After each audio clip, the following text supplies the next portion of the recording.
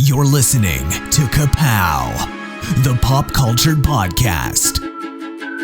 Comics, television, movies, and more. If it impacts fan culture, we have something to say about it. And now, your hosts, Jordan, Cliff, and Seth. Welcome back, everyone. It's Ka-Pow, the pop culture podcast. What a great day to be listening to a podcast. My name is Jordan Lowe. Whatever day that may be, we're here with you. Cliff Barnes. What's up? Ooh, we've been doing all these fun episodes, all these themed episodes. We got another one on the way. Another bracket coming very soon. You should get excited about. I'm excited. Carve out some time on your listening schedule. It's gonna be epic, I'm sure. Again, we just finished up the Poobah Awards not too long ago, which dropped on Oscar weekend. We had a little bit of crossover. It felt like some of the Poobah Awards and the Oscars, and we had some. Yeah, I actually thought it similar. timed out well. Yes, indeed. And this was a while ago, but I at least wanted to mention I enjoyed, like Seth says, that's his Super Bowl, the Oscars. So like we enjoy these things, so we liked it. It went well. Conan O'Brien as the host was good. The comedy bits were pretty good. The winners were decent. So like it was a good Oscars ceremony. No extraneous nonsense. He's already locked in for next year. Good. I like it. So a couple of the winners. The best animated feature went to Flow, which I know you guys both really liked. Yeah. Pretty cool winner. Yeah, I was happy to see that. Best adapted screenplay was Conclave. Actor in a supporting role went to Kieran Culkin for A Real Pain, which we all kind of shine the spotlight on that.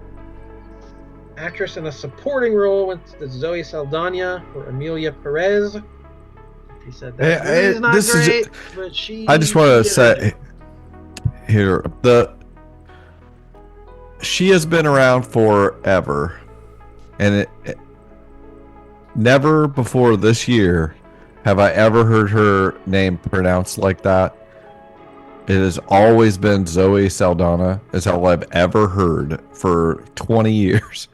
And now this year it's Saldana. It's got the little tilde over the end. So nobody's been saying that. I don't know if anyone ever had the spell of that. New.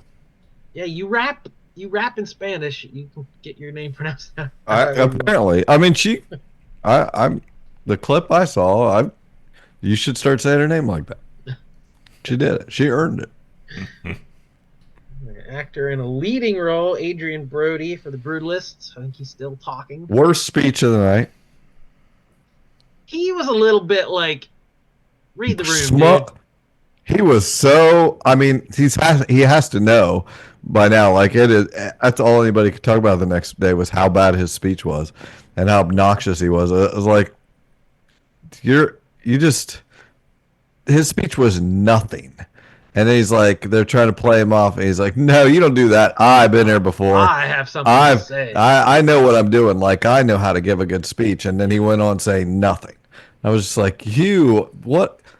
Freaking don't you know writers or something to help you write a freaking speech? Like, and like, okay, if it's Martin Scorsese, like some 80-year-old guy who's never won before, like give him whatever he wants. But he's already won one. He's still young. Like you don't need to revel in your own glory. If you know you have a good chance of winning, you sure as hell should freaking be prepared.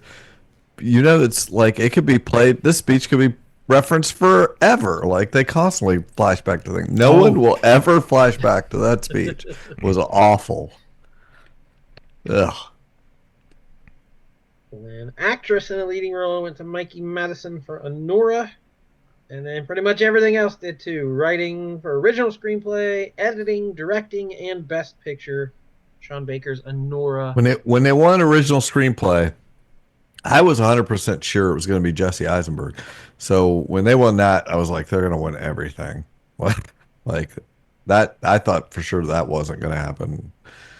So.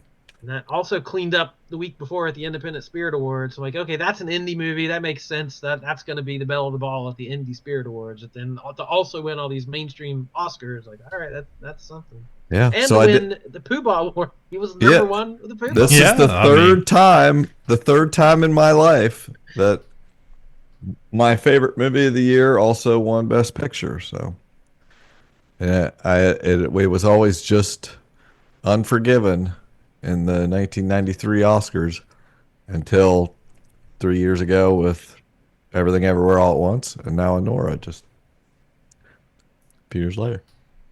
So I'm gonna roll. Yeah, that wraps up 2024 in movies. Now it's time for the summer preview. Get your predictions ready. Better. You ought to win. 365 day proposition here, Kate. We're always getting ready for the next. The pressure. All right, what have we been watching? We haven't talked TV in quite a while. Oh my gosh, I've been watching that big TV. I just bought $300 worth of Criterion movies. They had their. I was just thinking because I've been buying movies like crazy, but I always think with a Criterion movie, unless it's something they just put out that you have to pay, probably 75% of cover price or whatever to get that. I know you can get a Criterion movie at half price. Like once a year, they have a flash sale, and everything in stock is half price. And so I was like, just thinking the other day, that should be any time. And sure enough, boom. It happened a couple days ago, and I was like, here I was, went through, ping, ping, ping, picked a bunch of them, and they're on their way. Of course, I have to complain here for a second. Okay. They stopped my debit card. My bank is driving me freaking crazy. So we have to complain for a minute with what's our adventures and retails we usually reference. But yeah, I called the guy yesterday morning. I was like, their customer service is really nice, but I'm sick of this. I was like, it's like I actually am to the point I'm gonna have to like switch banks because you guys stopped my card so many times. I've never had this problem, but the last 6 months, it's happened 15 times. He asked my driver's license number. I was like, you know why I have that memorized? Because I've had to get it out so many times. I know it now. But he's the first. What's a red flag with Seth buying DVDs? Exactly. Like what that's what I said. Like, that's basically what I said to him. I was like, do you know how many of these purchases are movies? How are these movies a problem? He's like, well, it was a large purchase and stuff. I was like, I like movies. I was like, I don't understand the problem. Like they just flag. It didn't make any sense. Anyway, I just wanted to bitch about it, but now they are instructed. Like this is the first time. This 15th time I've called. This is the first time anyone said, we can have them text you if they have a question before they go ahead and talk. I was like, why wasn't that what we started with? Yeah, I've had that for a long time. Really annoying. Anyway, carry on. You've just crossed over into the Twilight Zone. Live from New York, it's Saturday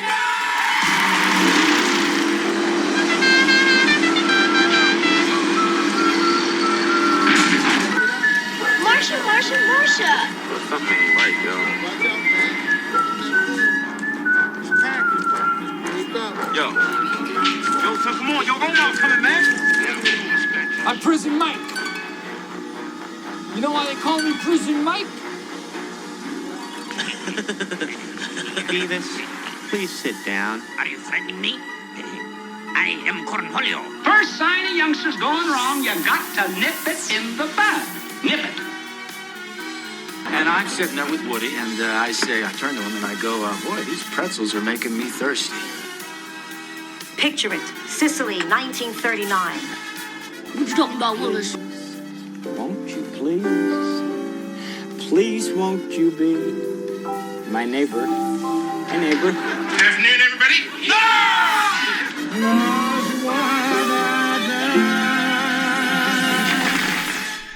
Well, I gotta at least mention Cobra Kai wrapping up.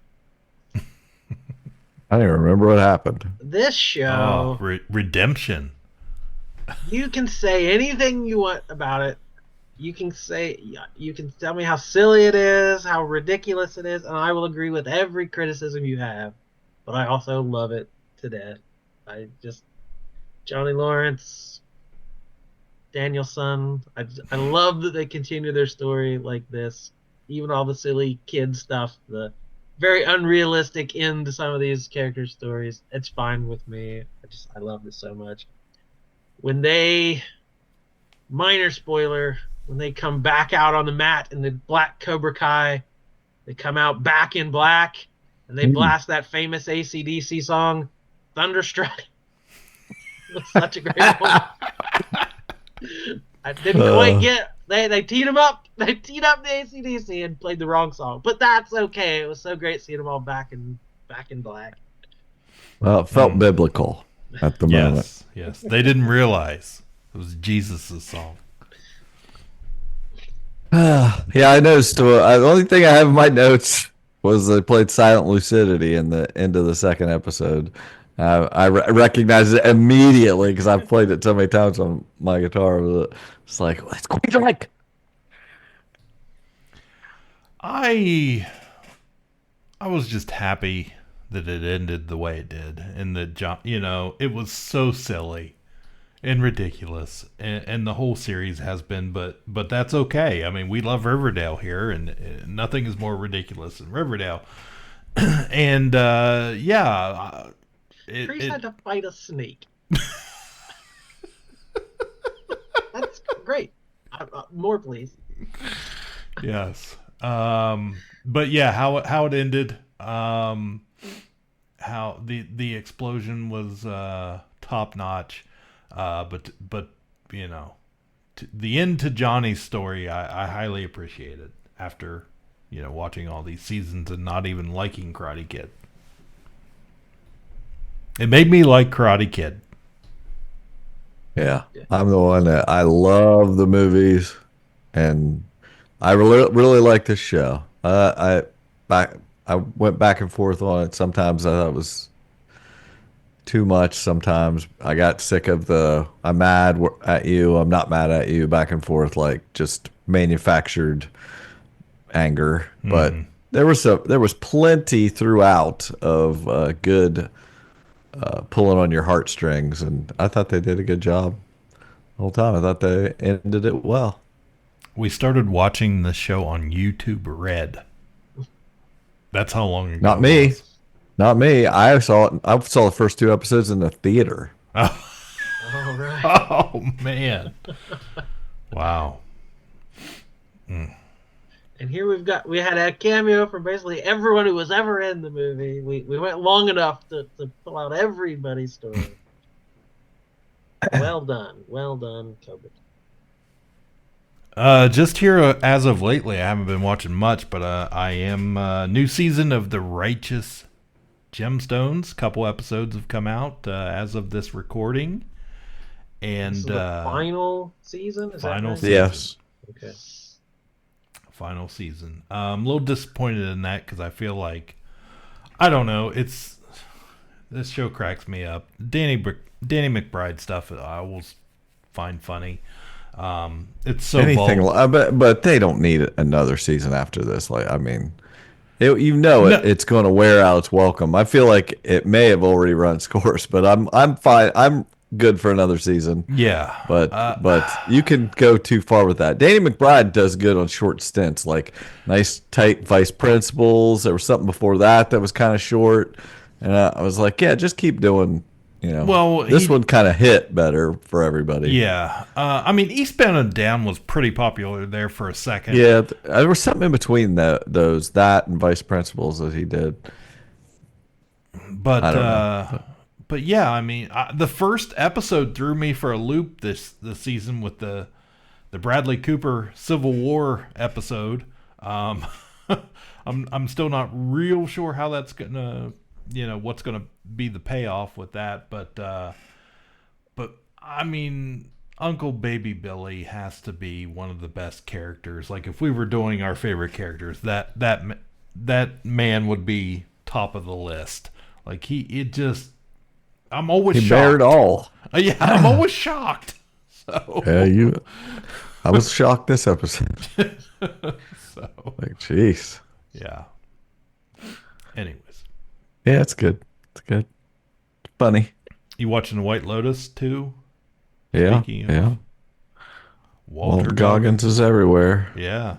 He's a star. That's a vibe show. I kind of wonder about people watching that show. Like, if you are not watching it, I just feel like I bet 80% of the people watching it could not tell you what's going on other than there's people are hanging out in Thailand.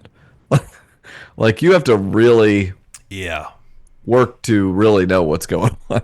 I'm just like, I bet nobody even is following anything. They're just like, yep, they're partying in Thailand, and there's this feeling of, something bad's gonna happen. But they, which that's fine if you just want to buy. It's nice. It looks like a nice place to fucking hang out. Mm-hmm. It does, yeah. There's a reason people go there. Now, if you're on, go on. You're gonna wish you hadn't done that. So. One show I have not missed an episode this entire season, The Floor, the Rob Lowe game show. You're the only one watching that show. The only people I've ever mentioned it, is you. Like, occasionally we'll get a screenshot or a reference from The Floor. I read Rob Lowe's book last month, and I still haven't watched The Floor. How many chapters were about The Floor? As you saving it for a sequel. Yeah. So I watched the first season. I thought it was an interesting game. I thought the rules were interesting. It was, but it was just so silly that it's not trivia. It's just the second season started. I'm like, oh, The Floor is back, and I turned it on, and the first showdown was like farming implements, and it was like shovel, fence, tractor. Like, I was like, oh, that's right. I don't need to watch any more of this show. So I didn't watch it. I remember you saying that, and I was like, why is he still watching it? So the third season comes back, and I hear one of the contestants, The Floor, it was 9x9. It was 81 squares. They've upped it to 100 squares. It's now 10x10. Even more area on the floor. One of those 100 contestants was Brian O'Halloran, who played Dante in Clerks. So a known actor I was like, how is he on this show?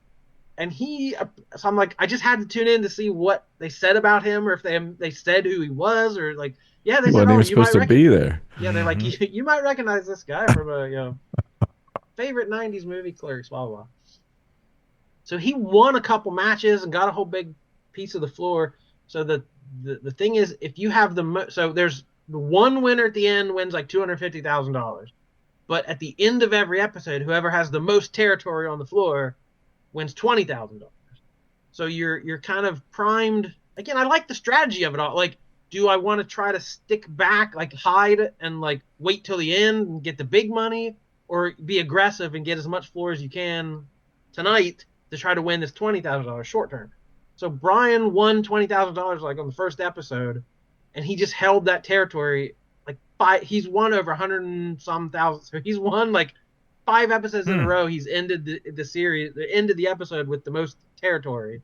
So this dude, who I paid to have sign a poster, a man I paid to meet, has just won $100,000 and still climbing on a silly game show. So craziness. He's still alive, and I'm still watching. Until Dante goes down, I'm watching this show. You're watching anyway. Don't lie to us. Well, we were on Max. Other thing I watched tonight is The Pitt. That's probably my favorite show right now that is currently airing. The Pitt is Noah Wyle, coming back, doing his ER thing. He's running an ER, and it's all real time. Like each episode runs right into the next. We're on hour 12, came out today, of this shift he's working, and it's just a phenomenal, show about a very busy ER in Pittsburgh, and just all the problems they have. And there's a huge cast of people you've never seen before, and they're all really good, and just a good show. It's very graphic. Like, I mean, they're doing the ER thing, like, okay, you'll look away sometimes, and they've, pushed it even further with this show. But I mean, I was really impressed with it, and I think he does a really good job. And there's been some controversy with Michael Crichton's estate and stuff about whether they're ripping off ER, but how many hospital shows have there been? But it's very. I mean, I think if they it feels like it's him, from the show. It just feels like he's older, grizzled, running an ER. Like, I mean, I don't know how you could not see that. But anyway, I think it's really good. If you like that type of show, like if you like a hospital show, this is a really good one. And there's a couple silly things here and there, but they do a good job of, like, in hour 1 or hour 2, there's these people in the emergency room. Well, a couple episodes later, they're finally making it in. They finally have waited in the waiting room long enough, so they kind of seed things early that are paying off later, and it's very good. Anything else you guys watching? I got tons. Yeah, wrapped up the 3rd season of Invincible on Prime. I started that and realized there's a problem with this show. Like, I feel like it's almost too comic booky in the fact that they try to stuff so much in, and like when it had to have like felt less. I don't know. If it came out once a month or whatever, maybe it's a better pace or whatever. But like, I start watching it, I'm like, I don't know who any of these freaking people are. They're just stuffing so many characters in, and I just like, do I care? I did. I really liked this show.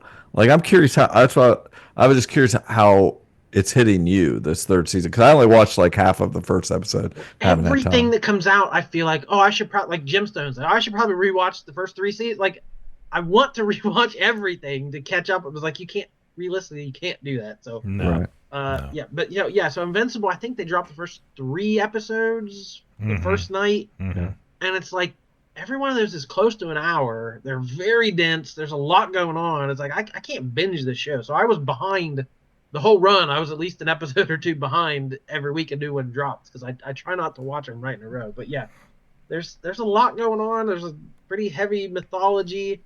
I've read the comics, most of them, I think, at least up to where we are now, and it's like that's not helping me terribly, because I never remember what's going to happen next, at least. So I read that spinoff book. Good place to start. So yeah, I think the core struggle of Mark, and trying to become a superhero, not become like his dad, try to do right by his family and his girlfriend, like all that stuff works so well that whatever else is going on with the side characters and stuff is, that's fine. But yeah, there's a little bit. I was a little bit that the episode with the Powerplex. What is this? Yeah, Breaking Bad. Jesse from Breaking Bad. It's like that felt just a little repetitive. Of like, somebody got to make him pay. He just got like, okay, we get it. Yeah. So yeah, there's times where it could be a little sharper, but overall I think it's great. Yeah, I've really enjoyed the series as a whole. The only really criticism I have is, like, I do feel like it's a little formulaic. Like, that last episode, there's going to be this huge fight, and it's going to be a lot of violence and blood and guts and bones, and people aren't going to make it through. But overall, I mean, yeah, I knew nothing of Invincible other than, hey, this was a comic book I used to see on the shelf. Never had read a page of it, so it's all new to me. But yeah, I just take it for what it is, I guess, and I've really enjoyed the season. It does feel, I kind of feel like I'm wondering at this point, like, how far are they going to take this? Like, are they going to try and ride this thing through the big ending, or people are going to get bored with it and eventually it dies off before it gets there? Well, people are still talking about it in the shop. I'm still selling comics. People want, as soon as the season ended, people were scooping up the graphic novels. Like they wanted, they can't wait another year for more episodes or whatever. So it's still hot. Got to get those side stories. They're coming out with a Battle Beast comic. Kirkman and Otley are back. The original creators are back, and it's clever because they're filling in backstory to this Battle Beast character. It's like the origin we never revealed in the comics. But it says there's no spoilers. Like if you're watching along with the show and haven't read the comics, you can read this one. It's not going to spoil you won't get spoiled for something that happens later in the show. So they're being cognizant. For longtime fans, it's a story they want to know, but it's not going to hurt you if you want to jump in and read this new one. It's like that's good storytelling. That's good marketing. I can't believe nobody's watching. I mean, not nobody. None of you guys. A lot of people I know are not watching Severance, and it's just like frustrating to me. It's a very popular show. Yeah, everybody is watching it, but mostly the only reason I said I don't even know that it's for you. Like I wouldn't even recommend it to Cliff. No, it's just but it's just the concept is so good. And they really, each episode you see, like, oh well, this could, just the ramifications of the concept. They've stretched out and brought ideas out that you hadn't thought of, and I was like, it's so good and the season 2 finale was today, and it was a really good. The first season finale is an all-timer, and this was a really good season 2 finale also. I was like, it's just a really neat concept of the concept from the first episode is basically people are able, there's something you can do to sever your mind, and you go to work, but you don't remember any of that. You send them to work, and then the next thing you know, you're back home. So you miss that whole part. But that whole part creates another you, basically living in your same body that only works,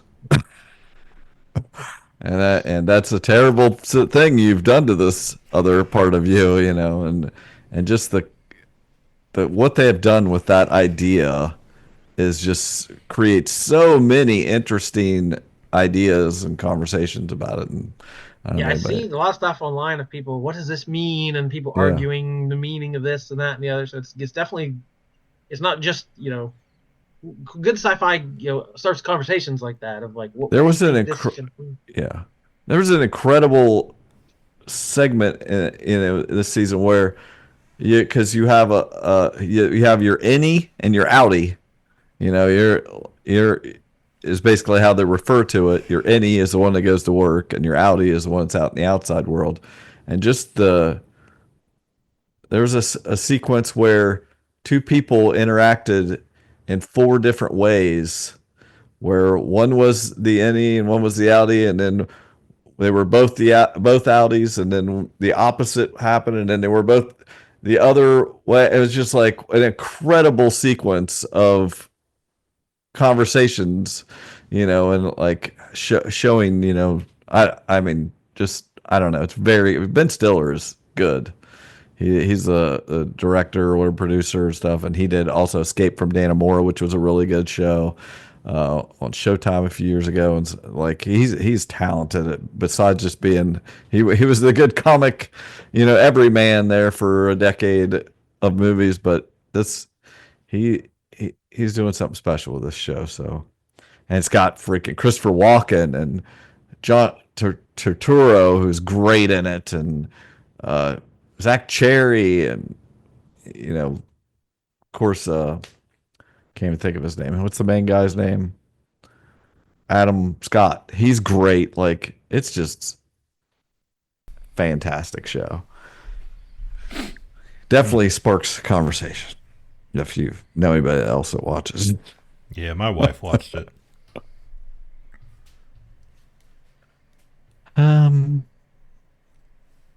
Did you guys ever watch any of Reacher? Have you ever read any of those books? Doesn't seem like something, but years ago I'd heard about the book series, and a guy was saying it's his. Whenever he rides an airplane, he reads a Jack Reacher book. And I was like, okay, I've seen the Tom Cruise movies or whatever, and all you hear is that he's like not who Jack Reacher is at all. Jack Reacher's supposed to be a huge guy or whatever, and so I read one of the books, the first one, what was supposed to be the first one, and it was good enough or whatever. But anyway, they have had a couple seasons of that show with that. I don't even know the actor's name, but Alan Ritchson. That just came to me. He's huge. Perfectly cast for the role, although I don't think he's the greatest actor in the world, but he's likable and he looks the part. And this, I watched a couple episodes of the first season, didn't do anything for me. Didn't watch the second season, but the third season was getting some buzz because it's based on one of the best books in the series. I think it's the 7th book, and the first season, the first episode of this third, you don't need to watch anything previously. Yeah, but it's just a guy kind of wandering interacting with people and, living his life on the road. But it's got a really good first episode of the season, and I've really enjoyed it. It's got Anthony Michael Hall's in it, and this girl, you guys remember that show with Wyatt Russell that was on, what was that on, where he was like a cleaner or something? I barely remember whether it was on HBO or something. He was a hippie. Oh, it was a thing with, yeah, it was like, I forget the name of it, man. It was an FX show. Yeah, I liked that show, yeah. And I thought it got canceled too early, I thought. But anyway, the girl that played his sister on there is in this show. And she's doing this crazy Boston accent that's good. It's just a kind of I really have enjoyed this season of Reacher is what I'm getting at. And there's just a few episodes left, and it's been entertaining. It's a good dad show. Two other things I have to bring up. One, the hot show this week is Adolescence. I assume you've heard of it, maybe, on Netflix. No. It's Adolescence and it's a 4-episode miniseries, and it's dark. It's very serious. It's about a 13-year-old boy is accused of having killed a classmate, a girl, and it's got Stephen Graham in it, plays the dad. He was like a Snatched, and always plays he played Al Capone in that HBO show with Steve Buscemi. But anyway, he's a good actor in it, and anyway, this show got a lot of buzz the last week, and that people, it's because it has this gimmick that it probably would have got lost in the shuffle otherwise. But there's 4 episodes, and each of the 4 episodes is one take, and without any AI tricks or anything. And they took them like 3 weeks each episode to make each episode. They would do it over and over and over, and they would go from an intimate conversation to a chase to a drone shot to a really close up of somebody, and there's behind the scenes featurettes and stuff. You see how they did it. It's amazing. And My biggest thing with it is I can't find the flaw. I can't find where, oh, this is the dead part in the episode where they didn't do a good job acting or something, or somebody made a mistake. There is, they're all freaking phenomenal. Like, it's really amazing that they pulled this off. The kid, apparently the guy who plays the boy has never really acted before, and he's amazing. Like it's so well done. I don't even know how. I don't know how anybody's going to top that as far as a oneer, and it's 4 episodes of that. Like, it's crazy. So if you have, it's worth checking out an episode. I mean, again, it's not a cliff show, but it's dark. It's dark subject matter, but it's got a good lesson, and I'm glad that a lot of people are watching it because it has to. It has a good message about like the online, stuff and how kids are being affected by things and how they treat each other. So very well done. Very well done. The last thing I was going to say is, have you guys heard of Paradise on Hulu? Yeah, Alicia's watched it. Okay. She said I watched a little bit of it. She said it started out really good and then kind of died and she lost interest. It was Sterling K. Brown or his show, and James Marsden. And yeah, I don't know what you guys know. I'm not going to spoil it in case if somebody's listening and it has any interest or whatever. You should, you can watch the first episode because there's a huge reveal that happens at the end of the first episode that you realize what is going on in the show, and it's crazy. It's a crazy freaking show. It's nuts. And that's the real draw of it, is how wild it is. And Sterling K. Brown is trying to handle everything, and James Marsden does good, and it's got Juliet Nicholson. I think her name's Juliet. But she's a great actress, and it's crazy. It's a crazy show, and it has a few flaws, but I thought it was a good enough season that ended good enough. It wasn't fantastic ending, but it definitely had some episodes that I was like, wow, I'm interested. So there was a lot of buzz about it. People were talking about it, and I wasn't spoiled. I raced to go watch it before I got spoiled because people were talking about it, and I was glad I did, that the reveal was organic. So pretty good. Well, I had a couple of recommendations they're a little old, but I was canceling my Netflix after Cobra Kai ended, so there's a couple shows. I'll burn through these shows real fast. So the first was Scott Pilgrim Takes Off, which came out, I think, the end of 2003 or something like that. But yeah. I didn't know what it was. I know it had most of the original cast from the movie reprise their roles doing voices, and it was very anime style. But I'm like, what even is this? I was curious, but I just didn't get to it till recently. And I thought it was really well done. It's very anime, which the original comics, has that flavor. It's a very manga style of art. And yeah, it's basically everybody's back from the movie, reprising, even people who, a lot of people weren't big stars when that movie came out. Brie Larson and folks like that. And like, they're now way bigger stars, but they came back to do these roles. And I'm like, is it just another adaptation? But no, it doesn't quite do that. The first episode kind of starts in the familiar story, the same way the comics, same way the movie starts. But then he gets to the first fight with the evil ex-boyfriends, and Matthew Patel challenges him to a fight, and in the movie he kicks his butt, and then we go on. So with the show, Scott loses that fight and then basically disappears. So the story becomes more of Ramona's story and her dealing with these exes, because you can look back on that movie as a little problematic of having to win the heart of a girl by beating up her exes. Yeah, and it's not up to her.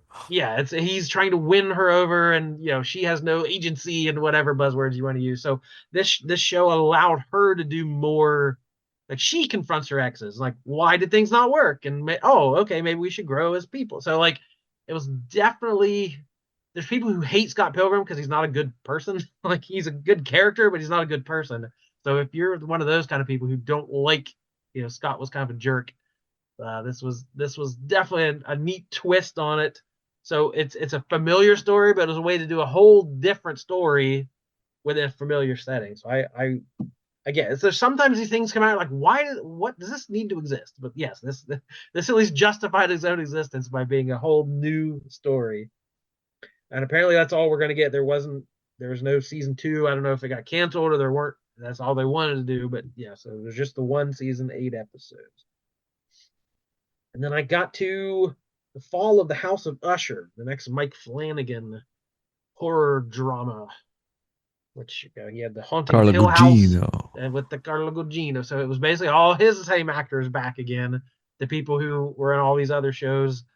The vampire show, vampire Midnight Mass. Yeah, Midnight Mass. So everybody from that show was back, and that the Midnight Club with the teens telling stories and the sick ward. Like, I've watched all these shows. Hill House was so good. I just keep watching all the Mike Flanagan shows.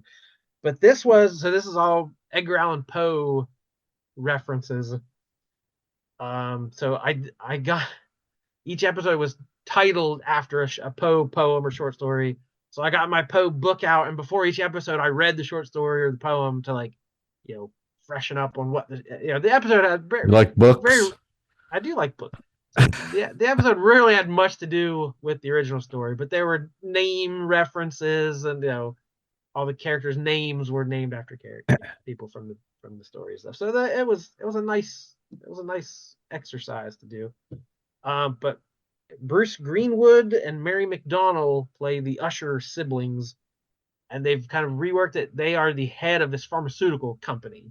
So it's basically the Sackler family in real life with these opioids. They've had these miracle drugs that have also killed a whole bunch of people. So they have a bunch of kids, and all their heirs start dying in these weird ways.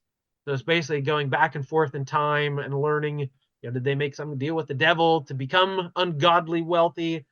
And, whose soul did they sign on the dotted line, that kind of thing. So it was very cathartic watching the worst people in the world suffer like that. These opioid pill pushing billionaires.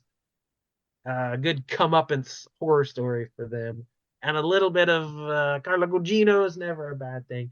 But that final episode, that Mary McDonnell, as this villainous billionaire lady, has one of the, Mike Flanagan's known for his long-winded, his speeches, his monologues, and she has an all-timer where she's has no remorse. Her life, she's about to pay the piper for a life of sin and debauchery, and she's like, you know what?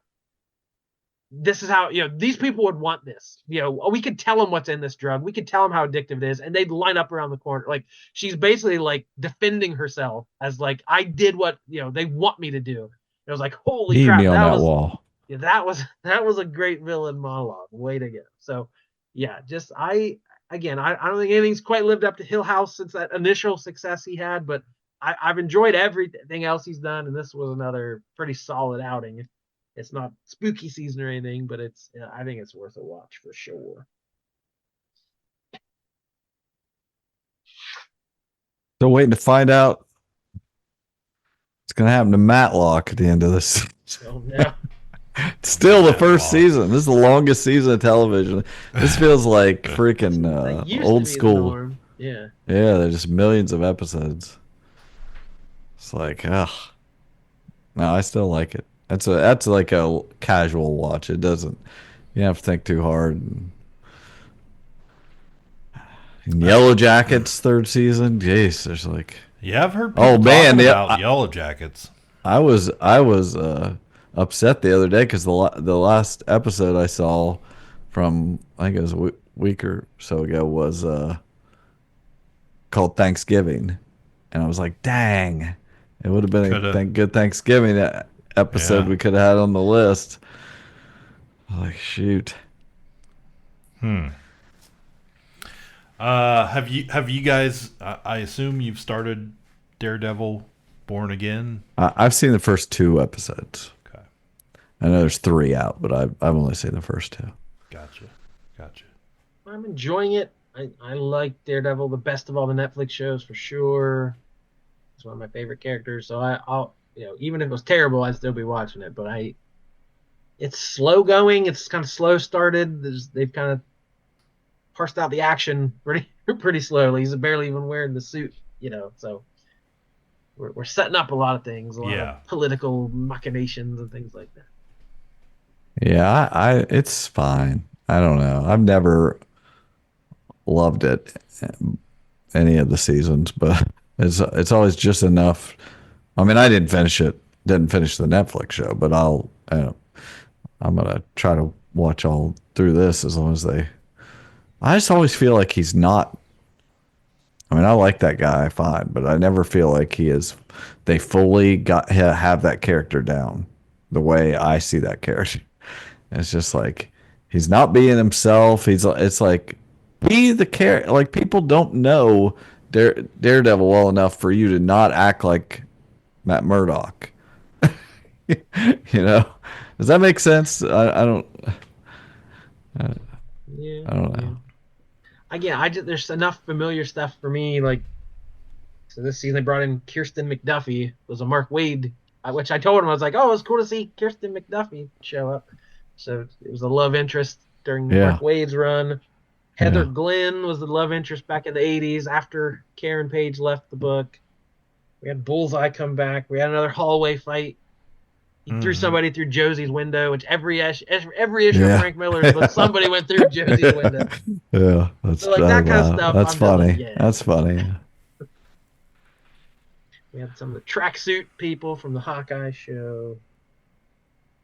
And I mean, I think he's a great Kingpin as far as looks, but just I don't know, just doing that. Oh, no. I'm like, okay, just pick up the pace. Vanessa. Villain this season is this character named Muse. We just got a glance at. And if you want to read his comic, good luck because it's out of print. So they didn't bother reprinting. Why would they? Storyline before this. What reason would they have to? Yeah, who knows? No one would care. Yeah. So he's a very recent villain. Just the last couple years has just shown up. So he's a very unknown villain to a lot of people. But got to dig through those back issue bins if you want to learn about Muse. Muse. I wonder if they're doing that to, I don't know, just to kind of combat everybody knows the story, everybody knows what's supposed to happen, and maybe this will, leave some surprise to what happens. It's not how you make money. I know, it's that money thing. All right, does that wrap it up? That was a lot. We feel caught up. We feel like we cleared our palates. Yep. Last thing, did either of you guys watch any of that Spider-Man show? No, I didn't get to that one. On Disney? Did you watch it? You hate Spider-Man, Cliff. I don't hate Spider-Man. It's just that's your mantra. It's whatever. Okay. I'm not that a show on fan. that show on Disney Plus. I mean, I haven't watched it for weeks, but I planned to get back to it. I was enjoying it. Yeah, it's really cool looking. It's very comic booky feeling. It's like an alternate, timeline type thing, but it's still, like it's got Coleman Domingo, and like I forget the other person's name, but anyway, it's very well done. I think it's really pretty. The weird, like homemade looking suit I saw everywhere just didn't do it for me. But then I keep hearing good reviews for it. So again, it didn't look like something I needed to watch, but everyone said it's good. I think you would like it. I really do. I have enjoyed the 4 or 5 episodes I've watched, and I plan to watch more of it. There's just been obviously a lot on TV. It's on Disney Plus, right? Yes, it is. Yeah, I mean, I might eventually watch some of it. I like cartoons. It's a pretty cartoon, and it really looks good with his lights behind your TV. Yeah. Oh man, got to get that. It's fun to put on just for that reason. Like, looks good. All right. So what are you watching? What are we missing? What's a good show we should have on our watch list? We need to know. Let us know at, where are we? Social media. We're on the socials. We're on social media.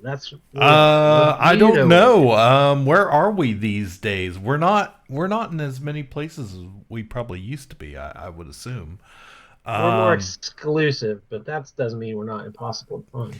You can email us. Ka-Pow, the Pop Culture Podcast at gmail.com. You can find us on YouTube. YouTube's a great source. Leave a comment. You can find these episodes, most of them twice, on YouTube. And hit us up if you're privy. Patreon.com/udownwithkpp. That is where we have our Patreon page. There's some extra content going back a little ways. Only costs $1 starting, depending on what tier you do. We are, of course, still on Facebook a little bit here and there. And